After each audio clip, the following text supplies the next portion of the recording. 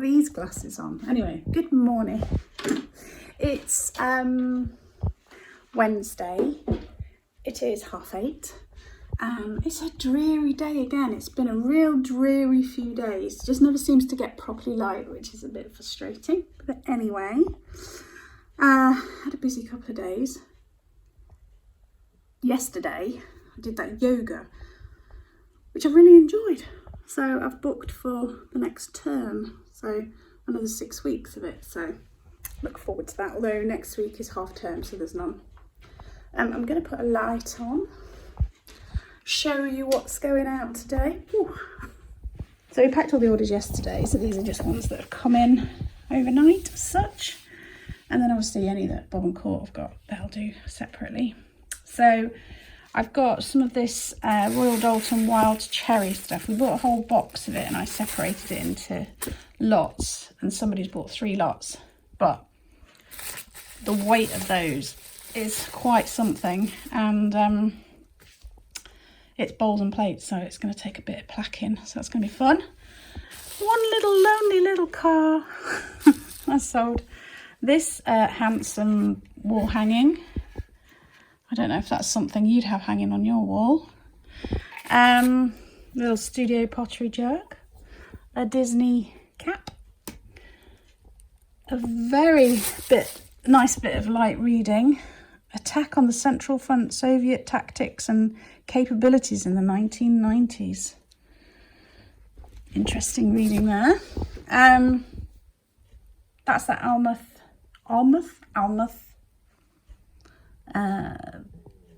Bay? Is it a bay? I don't know the difference. A bay, a cove, whatever.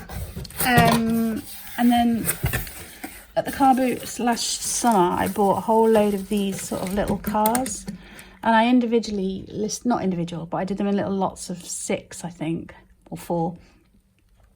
And I think we sold 1 or 2 of the lots, but nothing really. So Darren just did them as one big auction, and they have sold, and they're going GSP.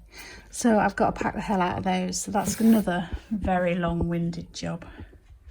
So I've got all those cars to do as one lot. I've got that breakables, plates and bowls, and a print. Hurrah. Hurrah for selling breakables. Who thought that was a good idea? Hello again. It is considerably later. It is, I don't want to turn around because my neck, 3:15. Those orders took me ages. Plus I had to stop. I did everything except for the plates and bowls and stuff. I just didn't feel very well. I went and lay on the bed for an hour. I watched Death in Paradise. Yeah, last night in the middle of the night I'd woken up with a really bad headache, and I took some paracetamol, and then after about half an hour it wasn't going away, so I thought this feels a bit like a migraine, so I'm going to take one of my sumatriptyline, I think they're called. Took one of them and then fell asleep, and then this morning I felt okay, but when I started working just felt a bit ropey. So I had a little bit of a break, and then I came back and I finished it off. Darren's parents have been round with their dog again, trying to introduce them to, get her to be friendly with Jenny. It's not quite working yet. It's still a work in progress, I think. Did that, and then I've done a deep clean of the bathroom, so my hands smell of cleaning product, and the downstairs loo. So you needed to know all of that. That's where my day has gone. But I thought we'd answer some of these questions. I got some questions, so it's going to be a little bit of a Q&A if you're interested. Let's dive right in, shall we? First question from Carla. How did you start selling on eBay? Well, actually, she's done 3 questions. How did you start selling on eBay? What did you do before you had your shop? I think that says, because I've just written it down. I can't read my own handwriting. And what genre of books do you enjoy to read? Okay, how did you start reselling? How did you start selling on eBay? So, long story short, I did talk about this in my first video, I think, so you can scroll back to the beginning. Or even on that podcast, you can go and listen to the podcast. Basically, we've always had shops.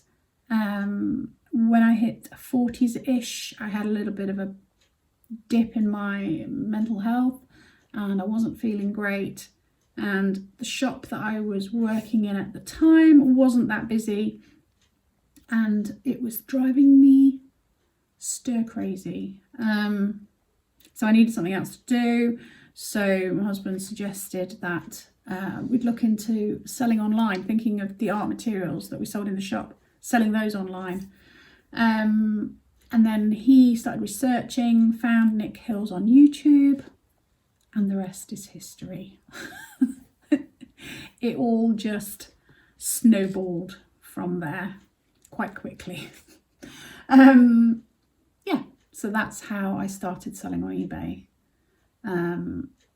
But primarily to start with, I was selling more on Etsy than on eBay. I preferred Etsy back in the day. Let me have a little slurp. I definitely have not drunk enough water today. I need to work on that. What did you do before you had your shop? We've always had shops. So we bought a newsagent's with Darren's parents back when I was 21. We ran that for a few years. Then we had a few years off shopkeeping when my kids were very small. Darren ran a gardening business. And then we moved down to Devon and we had the shop and we had shops.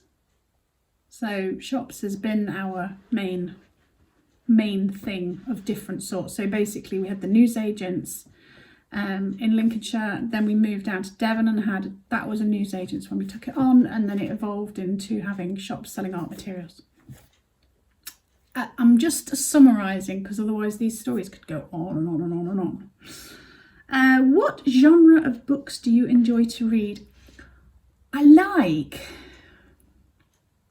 easy reading, basically. Honestly, I didn't read a book until I was about 13 or 14. I didn't read a book. I just found reading quite difficult and I just didn't have the attention span for books. I always thought it was because we moved around a lot when I was a kid and we didn't have like loads of books and stuff, so I wasn't like surrounded by books. But I don't think it was that. I think I just didn't have the attention span for books. But I do enjoy reading books now. I tend to read like Lee Child, that kind of thing. It's just very easy. So they're like crime books. Saying that, I also like a Pride and Prejudice type thing, Jane Austen, that kind of stuff, because I love those period dramas on telly. So most of them I kind of know anyway, and then I quite like reading them because I can imagine the programme or the film or whatever. Yeah, so those are those. You know, the odd romance. No, I'm not really into romance, really. I think that's basically it. What else have I read?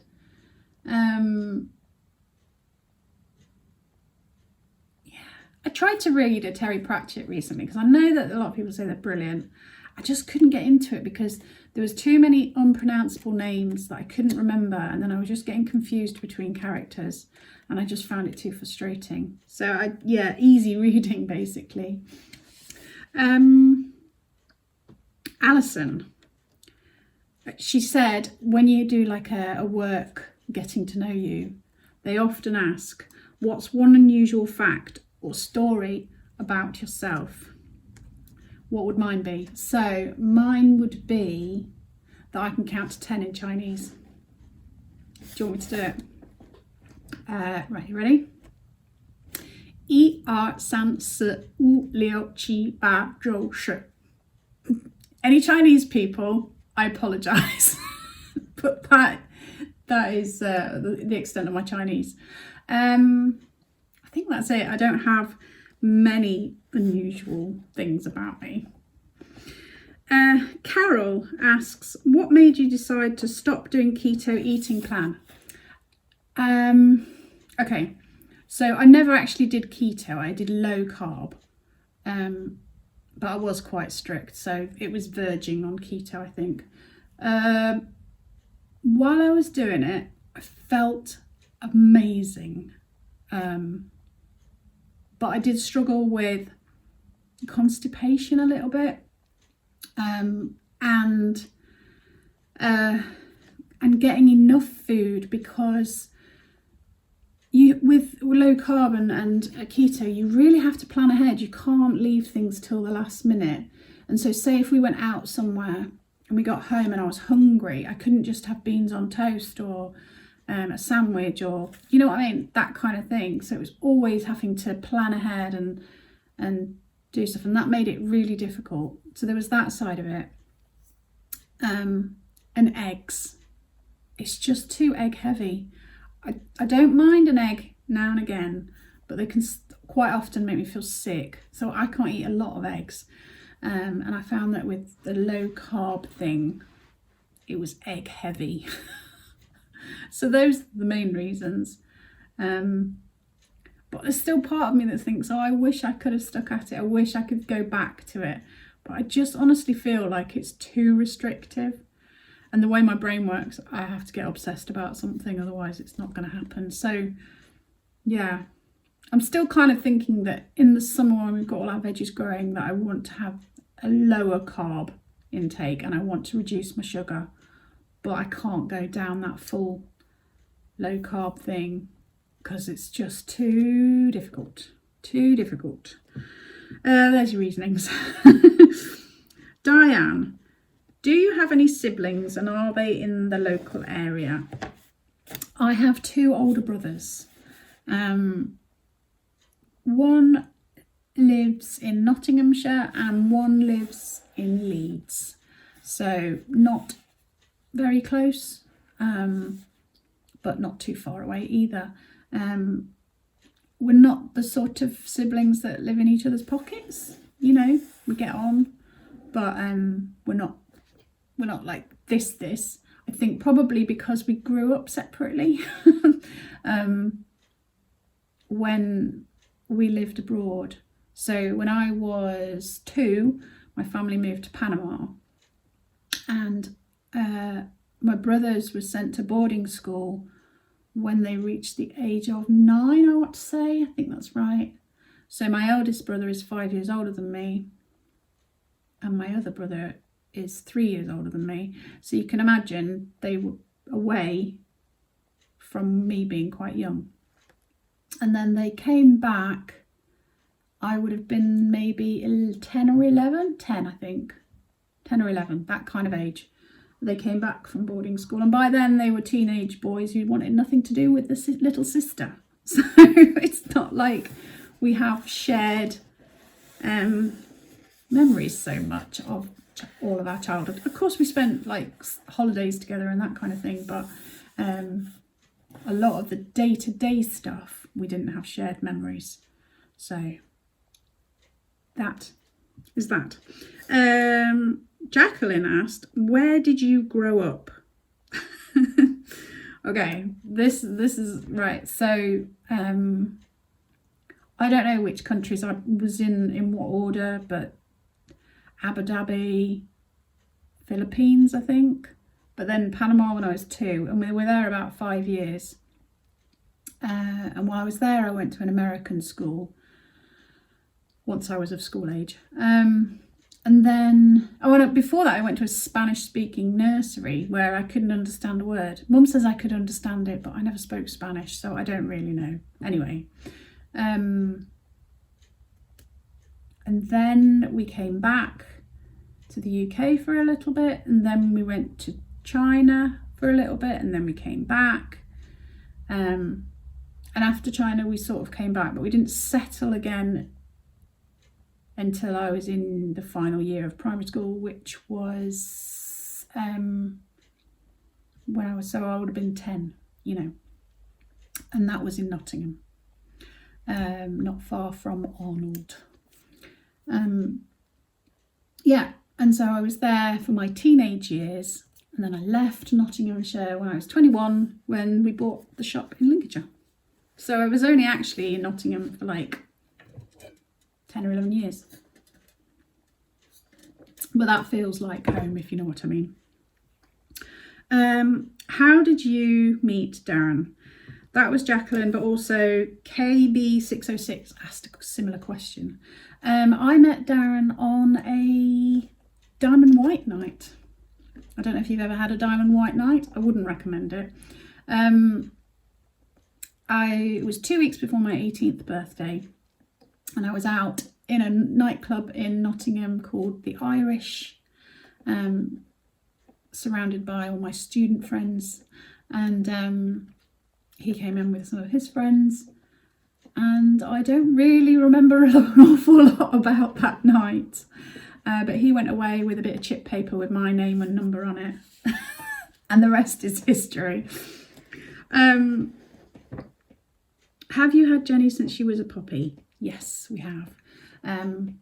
We didn't really plan on getting a dog, if I'm honest. We had 3 kids. I think we had 3 shops at the time. We had quite a lot going on. But the 2 boys, my 2 eldest boys, were quite nervous around dogs, and it was becoming a bit of an issue, and so we thought we would nip it in the bud, and the best way to do it was to get a dog.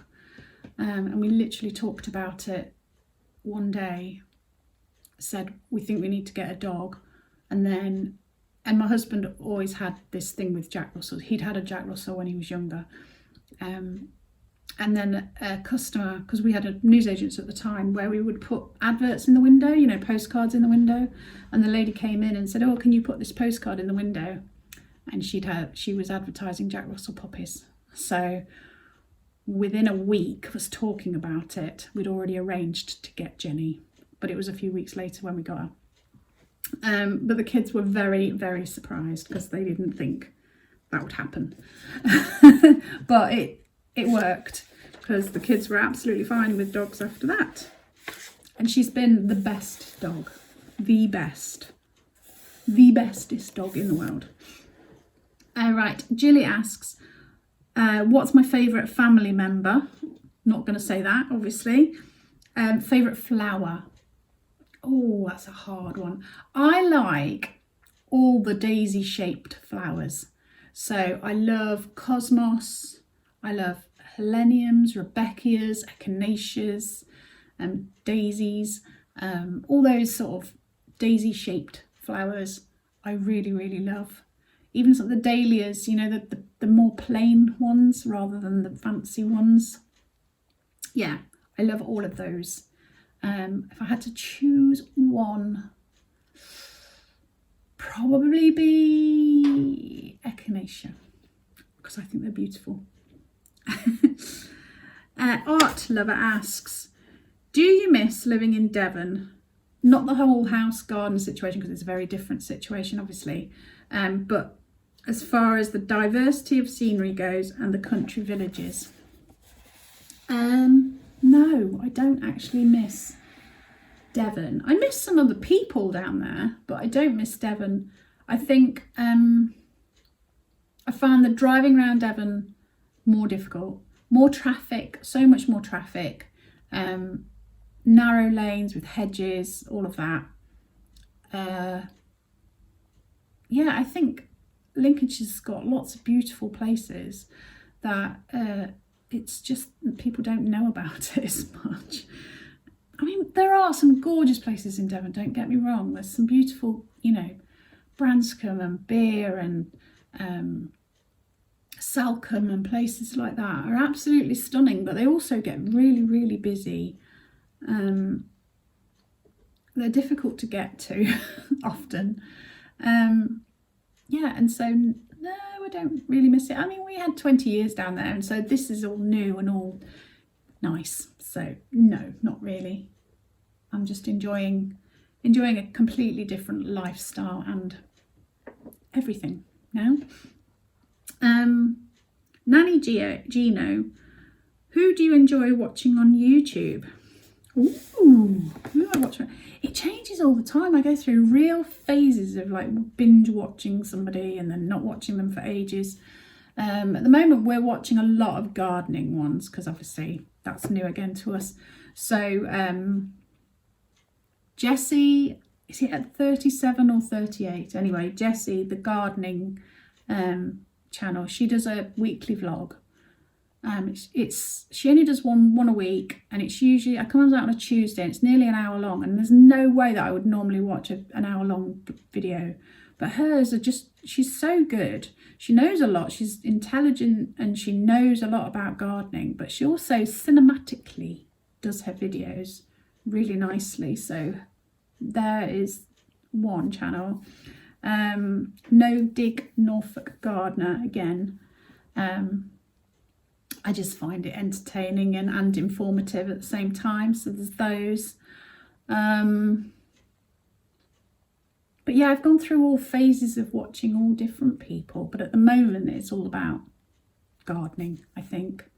When my friend Bex is doing hers, I always watch hers as well. But she's having a bit of a break from it at the moment. Yeah, I think that's it at the moment. Lazy Clockers, that's a good name. Do you watch vlogs? If so, what sort tickles your fancy? I think I've just covered that. So at the moment it's gardening vlogs. Jacqueline Green asks, what was your favourite subject at school? That's a good one, isn't it? Right, I was not a big fan of school. I was always academically average. You know, I was your typical grade C student. Kept myself under the radar, didn't like to stand out, didn't like anything. I found the whole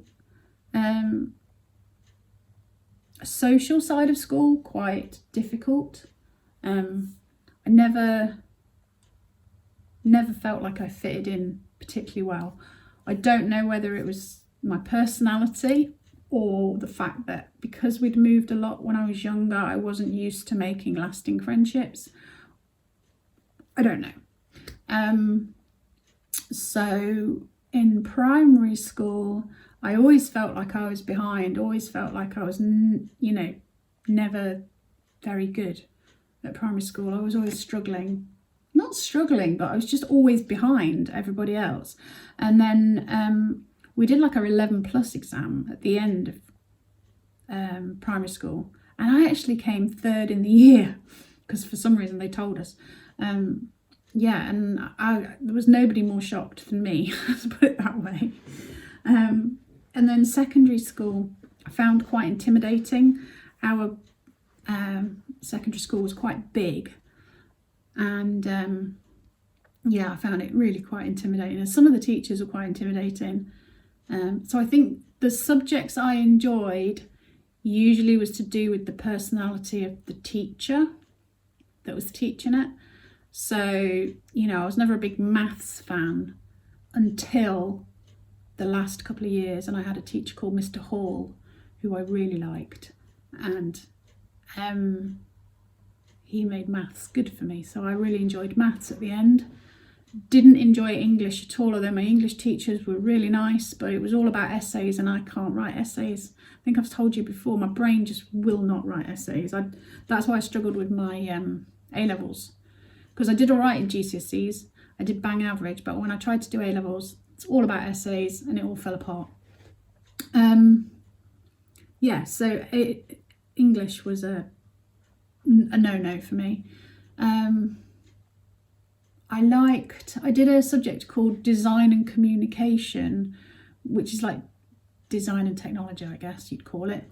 But the teacher was odd, Really, really odd. Rachel watches my vlogs sometimes and she'll remember Mr. Montague was odd.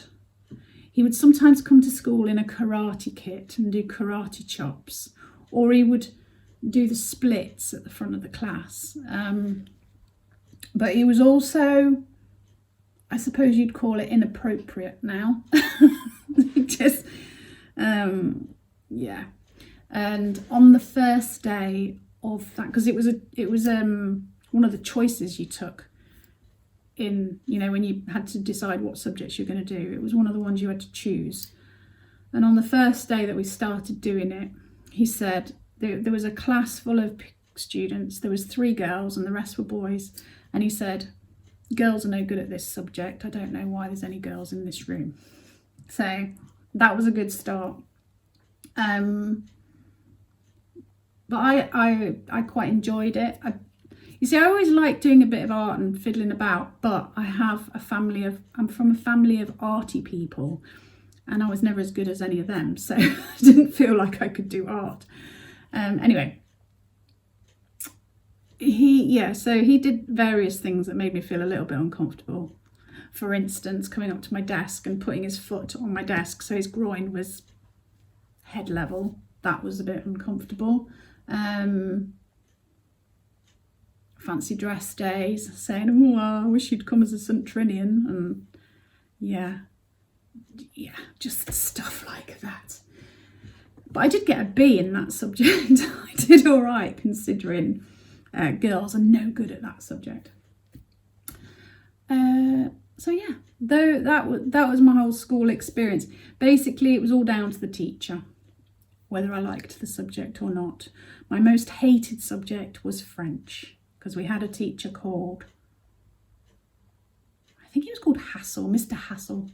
He was really tall and he was very intimidating and he would shout, and some people seemed to get on with him and it was like banter, but I just found it really, really intimidating and scared the living daylights out of me. So yeah, all down to teachers. And that was all the questions. Hope you enjoyed my little reminiscing of life. Yeah, and if you think of any other questions, I can always answer them in another video. Right, I'm going to take a breath. Hope you enjoyed my little Q&A. Thank you so much for watching. Don't know I'm a bit all over the place today. I don't know what's happening in the next few days. So I will see you when I see you. Remember, leaving me thumbs ups and comments really helps my algorithms. Even if it's only an emoji, I really appreciate it. And if you enjoy my gentle vlogs, then please subscribe. There are still wax melts available on my website, plus the silver jewellery, 50% off will come off at checkout. So if you're still after silver jewellery, there's still bits and bobs on there. Anyway, I shall go. Take care, stay safe. We'll see you soon.